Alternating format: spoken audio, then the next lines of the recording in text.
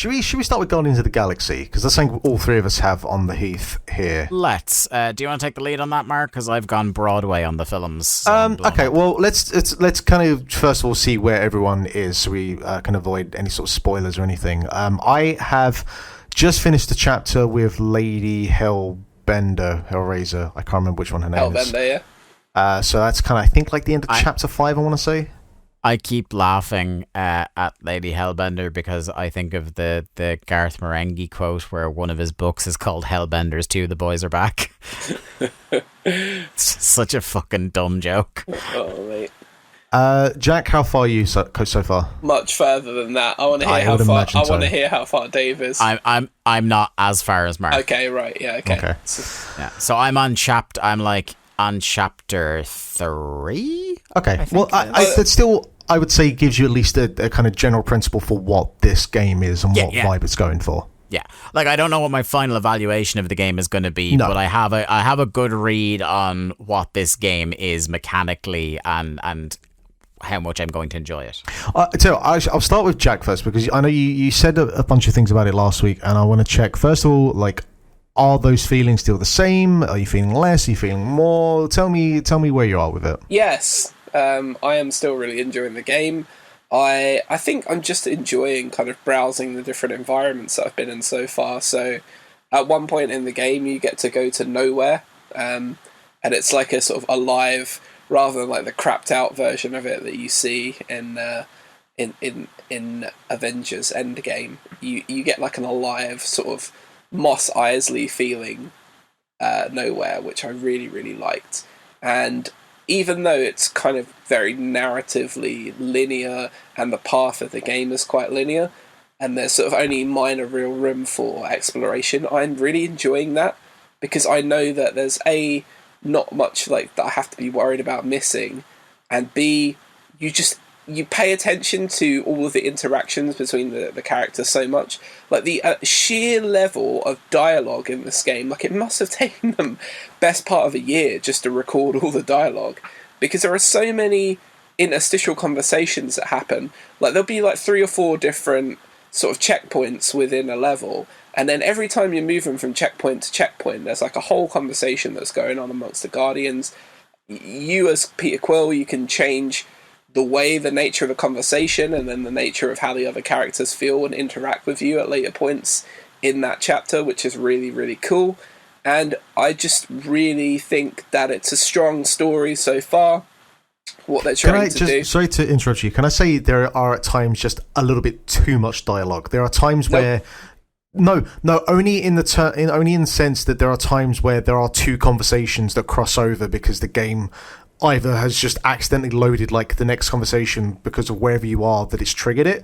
Like I have run into that issue a couple of times where I've got just the end or the last bit of one conversation and then the start of whatever next conversation, and they do crossover. So I have had that issue a couple of times. It's minor in the grand scheme of things, but I have run into that issue. Okay, fair enough. I guess like real conversation's pretty similar to that as well. Like you're so excited to talk about something else that you might end up going over somebody as they're trying to finish a point. That's fine, but they do spend so much time. They do spend so much time screaming at each other and arguing with each other that when it happens like 2 different arguments at the same time, it's a bit much. Again, like I feel like the Guardians of the Galaxy would have 2 different arguments at the same time. I guess. Yeah, I feel like it's a thing where with any other set of characters, you would be a lot more annoyed about it, and they're very lucky that it's the Guardians of the Galaxy, because this would drive me mad. But the kind of like going over each other and like cross bickering kind of works a little, even though it 100% isn't deliberate. Probably not, no. Yeah, I think Rocket is perfect as well. The way that they've dialogued him and the voice actor, it's enough of a difference from Bradley Cooper that the guy that plays him kind of makes him his own. And as the game sort of rolls on more and more, I just love that character more and more. I think it's an absolute perfect representation of the spirit of the character while not being an identical clone. And that's the thing that they've gotten so right, is that they've just taken... And it was my main concern going into it was that they needed to get the feel of the characters and their interactions right while not necessarily aping the characters. that are exactly the same from the Marvel movies that they're in, and they got it spot on. They did a really, really good job of it. They stand out enough to make you feel like you're playing sort of an original, different universe version. I said it last week, and the more I play the game, the more I really do grow to love what they've done with the characters. Yeah, that was one of my points to say about it, is that like I feel they've blended that quite nicely, where they're not doing, like, Drax isn't doing a Dave Bautista Drax, but it is like reminiscent in a way, but not in a way that makes you feel like it's just kind of a cheap knockoff, which I think is something that like Marvel's Avengers found very difficult to shape. Yeah, it feels like Drax. It's like, you know, Sean Connery is James Bond, and Roger Moore is James Bond, and Pierce Brosnan is James Bond, and Daniel Craig is James Bond, and they all feel like James Bond, but they're all very different actors, and they play the role in a different way, and that's kind of what Guardians of the Galaxy feels like to me. And you know what? How dare you forget the name of Timothy Dalton? Listen, I just throwing names out of like the guys that I really liked. I wasn't a massive Dalton fan, and yes, George Lazenby also played Bond, and yes, David fucking Niven was also Bond as well, if we're just going to go through all of the Bonds. But the thing that I like the most about it is that none of the collectibles in the game, or none of the things that you pick up, really make a huge amount of difference. You're not having to worry about, I need this power-up and that power-up or whatever. They all unlock within the progress of the story. They all unlock naturally when you're in different situations of peril. And that is class, because you don't have to think about, okay, there's 5 different types of currency in this game. I need this kind of currency to get this, that kind of currency to get that. All you do is you level up. When you level up, you get an ability point, and then you can add an ability. That's it. One of the things I love about this is that how well, without over egging it, they do the peppering in of like deep Marvel cuts. Yeah. So like in the first hour or so, the things that really got me were references to Fing Fang Foom. And of course, you know, playing a more prominent role, the Universal Church of Truth. Because the first time it's mentioned, like when they're all being brought in handcuffs, and you can hear a character kind of that you're passing by going, he's from the Universal Church of something. It's like a really good way to introduce that. Yeah, Dave, keep playing the game. Yeah, no, I know. Like, you get the feeling that this is like, that's not the singular reference to them at all. This is like flavor text to make you go, okay, keep an eye out. Yeah, exactly. Just keep playing the game, and that's it. The game isn't hamstrung with collectibles. It's not annoying. It's just a good time. It feels like an interactive story in the way like a good Life is Strange game or whatever would have, but with a bit more. But with a bit more of a sort of combat feel. I like the rhythm to the combat. I like the, you know, when you unlock the thing with the guns, where you hold down the guns and you shoot, and then you get like that little bar that you have to time. And then you're doing that while you're kind of flipping around, and you can do all sorts of cool things, flying around with Peter's little kind of jet boots that he has, or you can just slide around with like the circle button and things.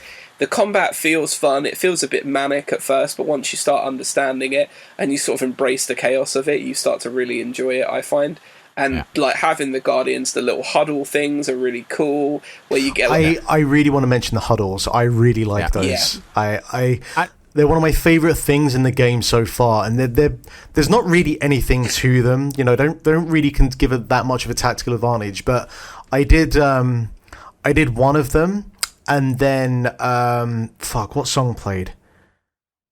I can't remember what song played over the top, but it kind of like, it took the battle scene and then sort of amplified it up, because it's like you have the huddle, and then you get back out onto the battle scene, and like whatever song was playing in the background. Obviously the soundtrack is fucking incredible. I was going to say, by the way, like if there's one thing you're going to steal from the Marvel versions of Guardians of the Galaxy, doing the jukebox soundtrack is the fucking one to take. And as I said to Mark last week, instead of doing like the 60s, 70s, the 80s music is a fucking masterstroke to just put in there, to just wedge some nostalgia in. Yes, I'm on the Milano. Yes, I'm hanging out listening to Where Eagles Dare by Iron Maiden, and fuck you. That is what I want to do. I also did that straight away. Yeah.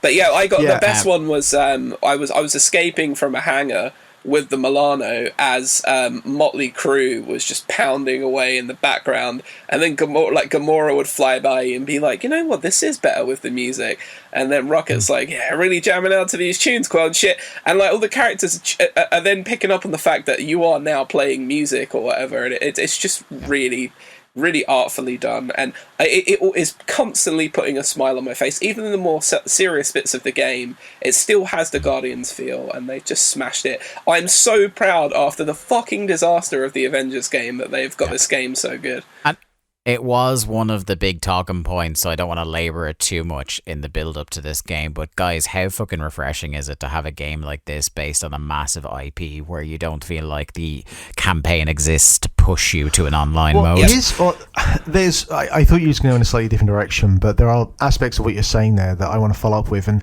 because my big talking point with this is that it's a fascinating game because it's a big AAA, big budget title that has a lot of the trappings that you would see in a big budget AAA title. Like, it has, your big flashy scripted cuts, action sequences. It has quick time events. It has a relatively shallow skill tree. It's very linear in terms of how you navigate from one area to the next. It has those fucking tiny crawl spaces that are disguising the fact that you're transitioning, loading from one scene to another. The combat is fairly shallow, but it's fine for what it is. It has all of these things, but it doesn't feel like a cynical cash-in experience. It does still feel like it was done with a labour of love.